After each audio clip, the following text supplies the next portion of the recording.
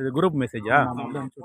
தம்பி, நம்ம குடியாத்தம் புது பஸ் ஸ்டாண்டு, பழைய பஸ் ஸ்டாண்டு, கேவி குப்பம், பேரணாம்பட்டு பஸ் ஸ்டாண்டு, எல்லா இடத்துலையும் நான் வந்து சொல்லிட்டு வந்துட்டேன். ஸ்டாண்டாக நின்று சொல்லிட்டு வந்துட்டேன். மைக் வச்சு கத்திட்டு வந்துட்டேன். எஃப்சி பர்மிட் லைசன்ஸ் இல்லாமல் ஓட்டாதீங்கன்னு.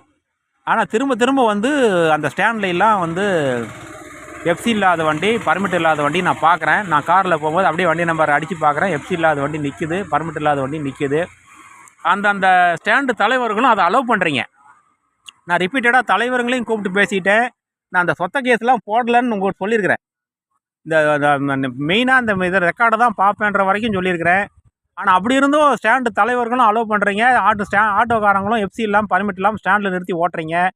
நீங்கள் அந்த ஸ்டாண்டில் நிறுத்துறதுக்கு உங்களுக்கு அனுமதி இல்லைன்னு சொல்லிட்டேன். அப்படி இருந்தும் எல்லோரும் அலோவ் பண்ணுறீங்க. இது திரும்பவும் ரிப்பீட்டடாக சொல்கிறேன். அப்புறம் நான் போடுற ஃபைனை மற்றவங்களுக்கும் நிறையா போட ஆரம்பிச்சிடுவேன். கம்மியாக போடுற ஃபைனை நிறையா போட ஆரம்பிச்சிடும். வருத்தப்படக்கூடாது. ரிப்பீட்டடாக நீங்கள் இதை நான் சொல்லியும் கேட்கலன்னா நான் சொல்கிறத நீங்கள் மதிக்கலன்னு தான் அர்த்தம். தயவுசெய்து எஃப்சி பர்மிட் லைசன்ஸ் இல்லாத வண்டி, இன்சூரன்ஸ் இல்லாத வண்டி ஸ்டாண்டில் நிறுத்தி ஓட்டாதீங்க.